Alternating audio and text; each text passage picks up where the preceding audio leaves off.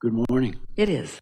So if we can be, do, or have everything that we want to get ahead of it, how can I use that to help breathe away resistance or eliminate the things that are maybe holding me back? Because when you meditate, you quiet your mind, and when you quiet your mind, you stop thought, and when you stop thought, you stop resistant thought, and when you stop resistant thought, you have access to what's in your vortex. So how can I carry that on through the day and not just for that 15 minutes? Well, maybe you can't, but you don't worry about that, because that is resistant thought. Next. Just catch a snatch of it here and a snatch of it there and a snatch of it there. Just do your best. Just tilt the scale just a little bit. And it won't take long, because you see, right now to you, it just sounds like someone excited about something who seems like they know what they're talking about. But when you take the time to meditate or to make lists of positive aspects, and you are certain, or you feel pretty good that you are resistant free, and then an idea bubbles up or roars up from your vortex, and you follow through with it, and you receive the immediate reward of feeling great. That's the first thing that will happen. A moment of clarity, or a moment of insight, or a moment of euphoria, or a moment of interest. Doesn't matter what label you give it. It feels really good to you.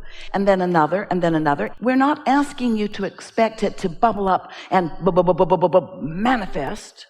We're asking you to allow it to bubble up and feel it, and acknowledge that you feel it, and milk it as long as you can, and see what else it turns to before your practical mind gets involved and you start introducing resistance into the equation. That's the game you want to play. How long can I go resistant free? But even when you play that game, now you make it resistant right from the get-go, because you're trying to be perfect. You don't have to be perfect. You don't have to only think pure positive thoughts. Your contrast served you. That's how all the ingredients got into your vortex. And your inner being knows what that all adds up to. The lifetimes of glorious experience that adds up to. We called this gathering for a while the science of deliberate creation, but you were too heavy on the thinking part. And then we began calling it the art of allowing, the art of receiving, the art of every now and again getting into the receiving mode so that you can receive an impulse about something. Don't you have experiences that you could tell one another about how you cared about something? Maybe something caused you to worry about it, and you cared about it, and then you were carefree, or maybe you don't even remember that part, but you turned a corner and there it was, and it just felt like it came out of nowhere. And we want you to know that things are ready to come out of what you think is nowhere all the time. Great ideas are ready to come out of what you want to call nowhere, because they're not coming out of the tangible piles that you've been gathering. They're coming out of the intangible, non-resistant, well-stocked kitchen, stocked by only the ingredients that you want. And so it's about getting into the receptive mode is everything.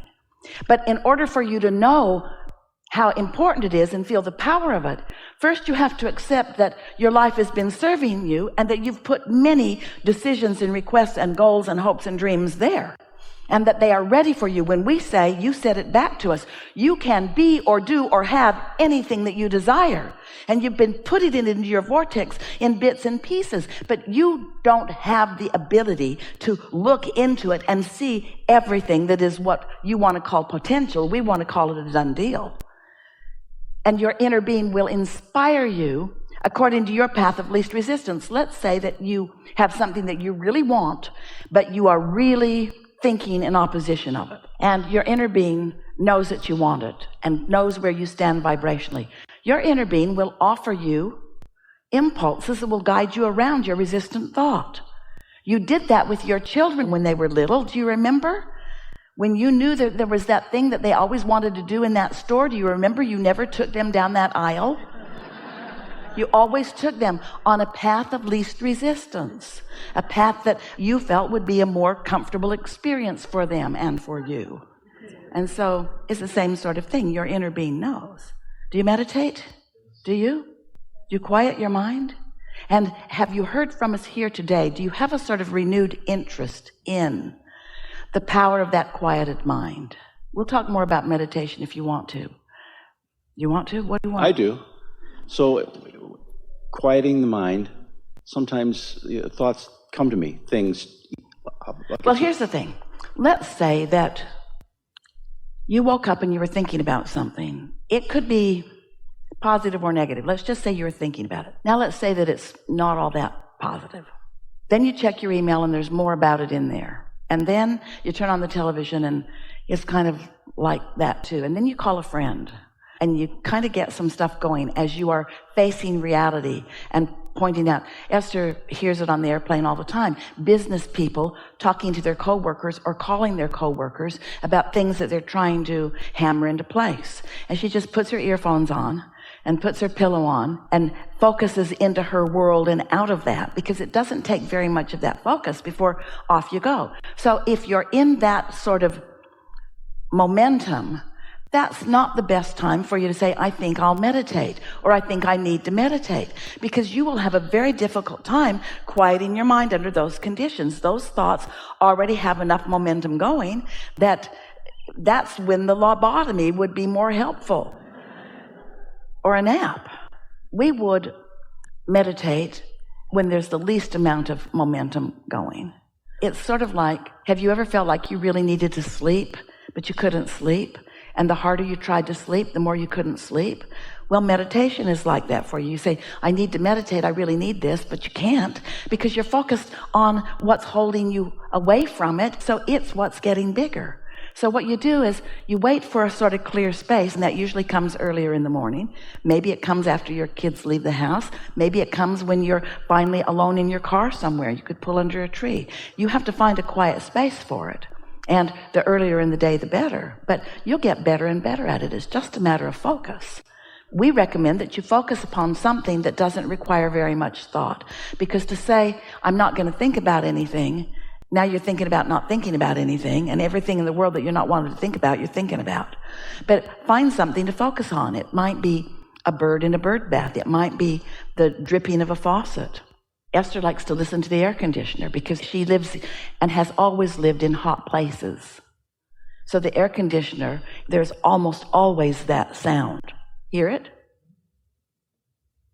Hear how steady it is? And notice that you're not prone.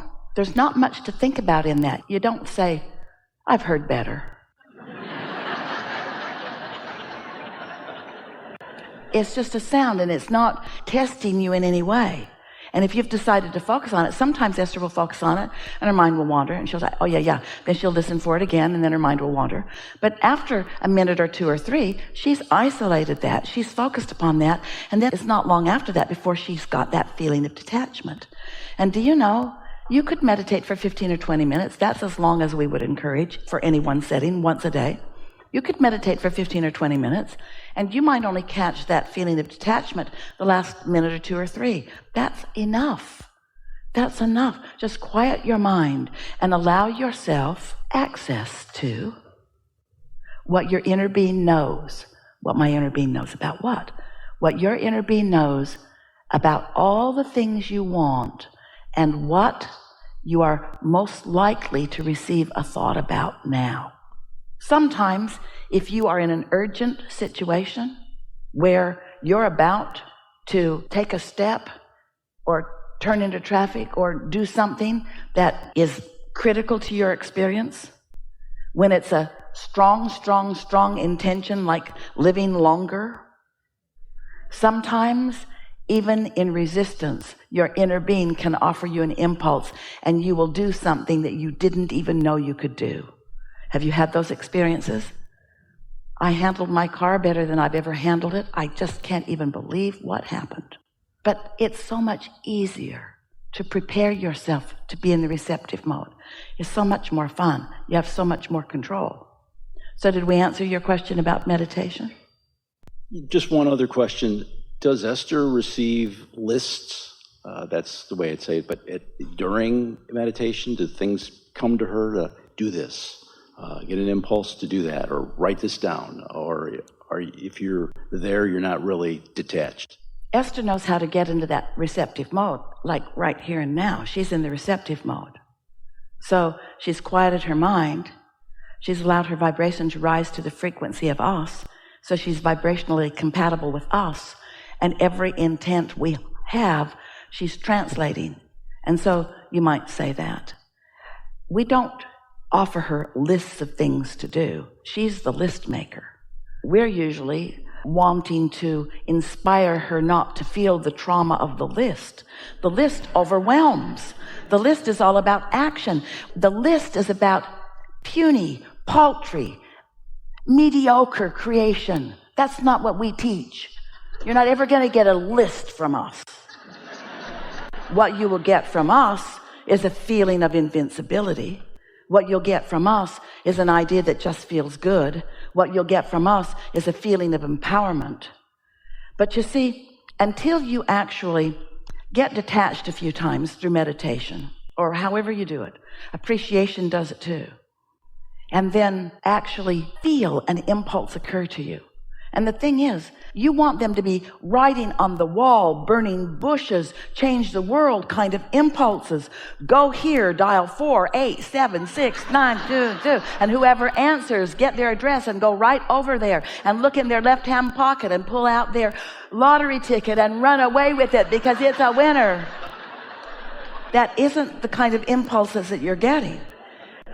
But once you receive this impulse and you recognize the freshness of it, and most important, you recognize, until you feel, oh, we want this so much for you, until you feel the power of non-resistant moment, even if it only lasts 10 seconds, then these are just so many words.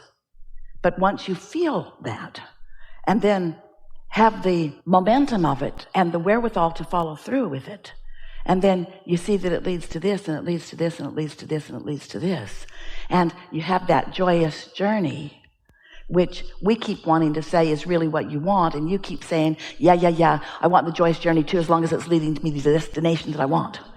Yeah, I want the joyous journey as long as it's leading me to the destination that I want. We're speaking it so fast you can't even hear the words because you're so eager to get to the destination that you want. Oh, yeah, I'm willing.